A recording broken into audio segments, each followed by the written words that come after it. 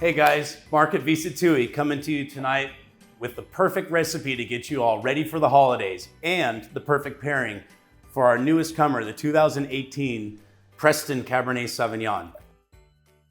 Let's get cooking. Tonight's gonna be Porcini Crusted Rib Roast.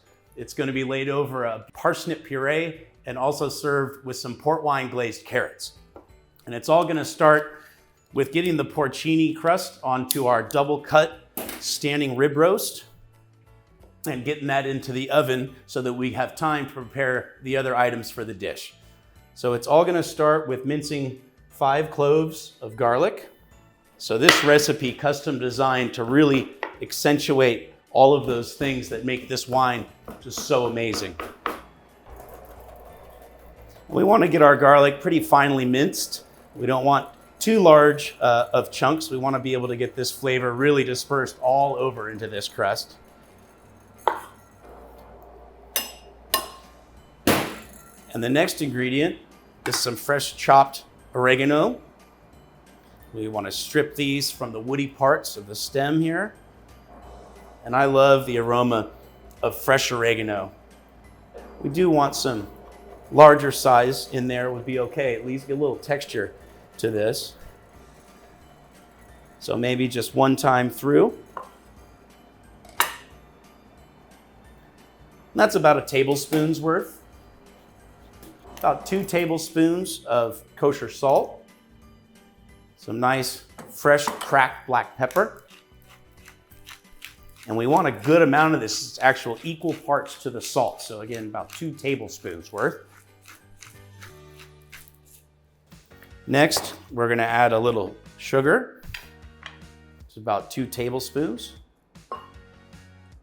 It's gonna add some beautiful caramelization to this crust and bring out some of the depth of the caramel of the French oak that we use. Next is about a teaspoon's worth of chili flakes. And now the true star, which is our porcini mushrooms. And you can find these dried porcinis in most higher end grocery stores. Sometimes even you can find the pre-made ground porcini powder. But if you can't, and like I've got the larger pieces here, get out a nice spice grinder.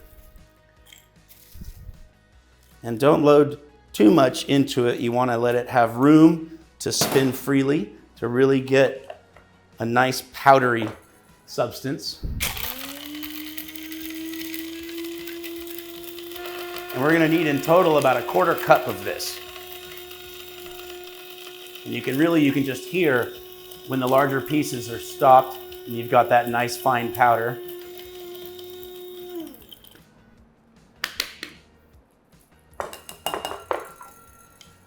We need something to bring this all together into like a paste consistency. So we're gonna use about 1/4 cup of fresh extra virgin olive oil.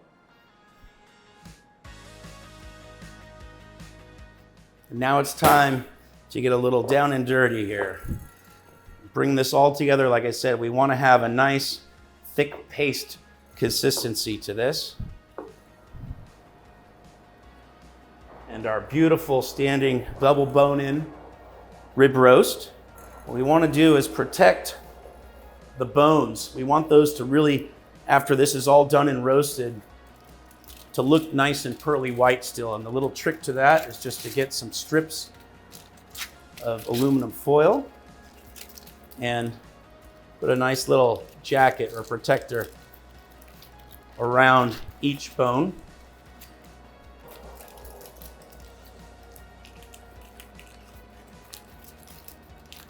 And now that the bones have their protective gear on, we can get to the fun part, which is just pasting and coating this roast with your porcini crust. And of course, make sure that you distribute it as evenly and thoroughly as possible over the entire roast.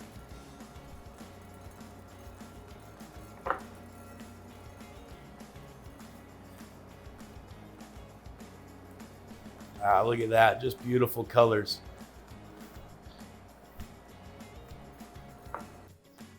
Now you want to have your oven preheated to about 425 degrees. And using either, a nice roasting pan, but I prefer the more consistent and deeper heat of a cast iron, so that's what I'm gonna use. And with your bone side down and your fat side up into that 425-degree oven.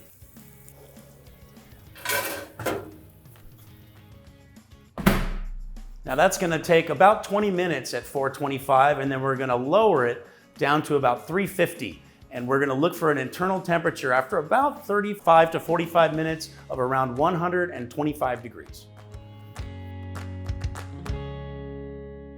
All right, you guys, now it's time to get together the rest of the parts of this dish. And it's gonna start with parsnips. We're gonna be making this beautiful silky parsnip puree. So on the smaller end size, you can just cut, I don't know, these are about 1/2 inch chunks. But when you get to the larger end, you're gonna wanna split it in half and lay them on its side so that we can get a consistent size. And that's just so that everything cooks at the same rate.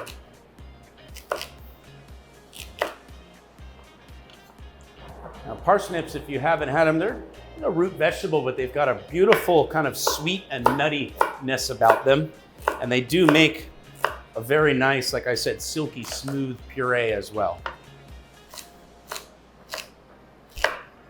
So once these are chopped up, we're just gonna get 1 clove of garlic. And instead of mincing, this time we just want some really nice paper thin slices.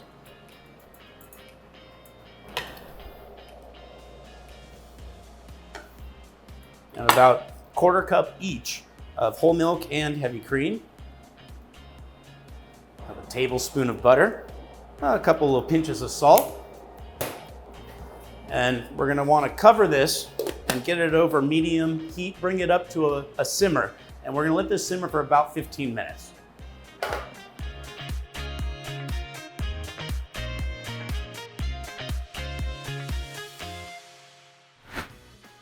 All right, now that that first 15 minutes has gone by, we're gonna take the lid off and go about another 5 minutes to let some of this excess liquid reduce. And at that point, it'll be real easy to tell when our parsnips are ready, as they're easy to pierce with a knife. The knife just slides cleanly through them and the parsnip will slide right off. Let's give this a couple more minutes to finish, and then it'll be time to puree. All right, now that our liquid is reduced down for that extra few minutes, it's time to puree. And if you don't have one of these stick blenders, easy enough to use your normal blender. Just a word of warning, you're gonna wanna hit pulse a few times before all the way. Otherwise, you're gonna have a parsnip geyser and a nice coating on your ceiling.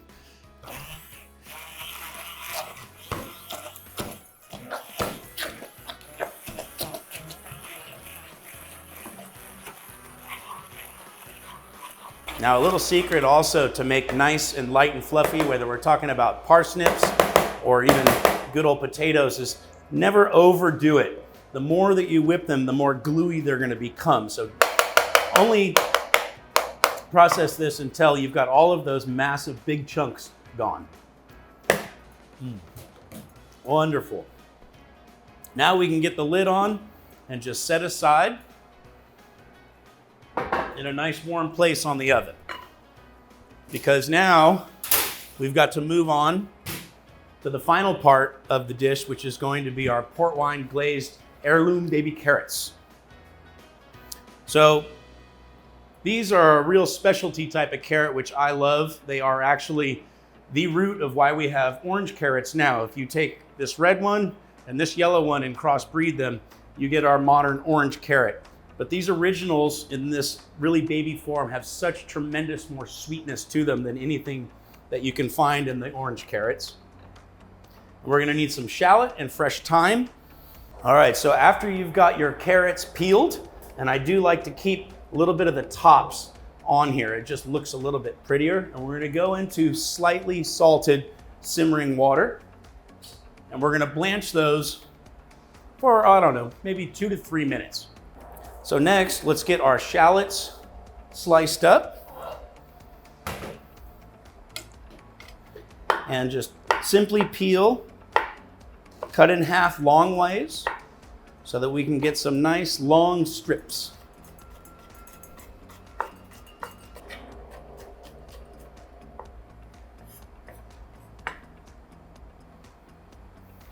All right, now let's check the temperature on our roast. Should be just perfect. And again, we want that inside to be at exactly 125. And we are right there, guys, so it's perfect timing. Pull this out. Now, the most exclusive thing, after you take all of this time and care to that roast, you want to make sure you just let it rest for at least 10 or 15 minutes before we carve. And this gives us time to finish everything else in the dish. Now, after those few minutes of blanching, we're going to want to take out our heirloom carrots and put right into a bowl of ice water. Now, this technique is called shocking, and it absolutely does shock the cooking process. In fact, it stops it altogether, quite obviously.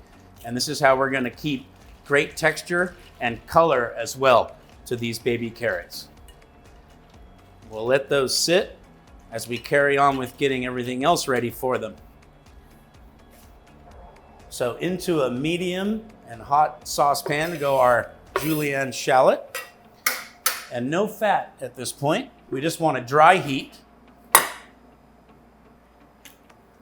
We're going to give just a little pinch of kosher salt to start bringing out some of the juices and begin the caramelization of those shallots.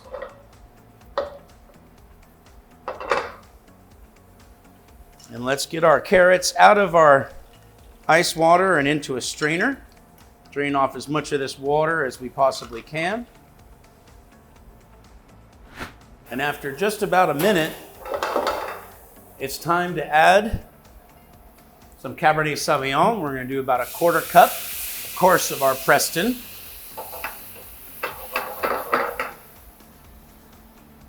And also about a 1/2 cup of that 20-year port. And turn your heat up to high at this point. And we're going to want to reduce these liquids down. And this is going to take a few minutes. In the meantime, we can get some fresh thyme picked. And I just love the aroma of thyme. Sweet, herbaceous, a little earthiness to the backside of it. And we're not going to chop these, but you just want to make sure that you don't have any larger pieces of woody stem. Now, after a couple minutes of reducing, we start to get down to about half of the amount of liquid that we started with. It's time to add our carrots.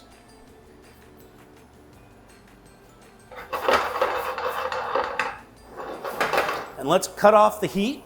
And at this point, we're going to add a tablespoon of butter and the fresh picked thyme leaves that we just got. And just the residual heat in the pan, of course, is going to melt this butter, but it's also going to thicken and, of course, richen our port wine sauce and glaze for these carrots. All right, and now it's time for the payoff. Time to slice our roast into its portions to reveal, of course, your perfect medium rare center.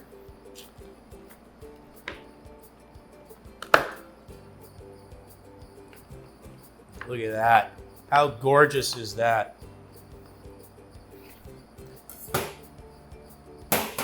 Now for the plating. So let's get a nice dollop of our parsnip puree.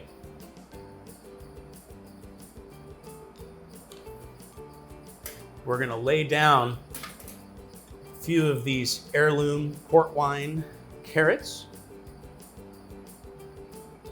And let's not forget to get some of the shallot. And of course, to top with our beautiful Porcini Crusted Rib Roast. So let's dig in.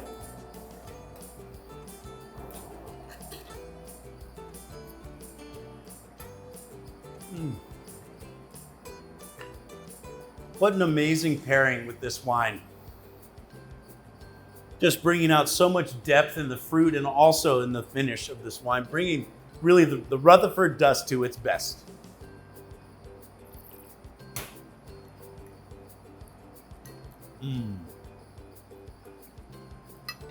Now, I hope you all are finding this as delicious as I am at home.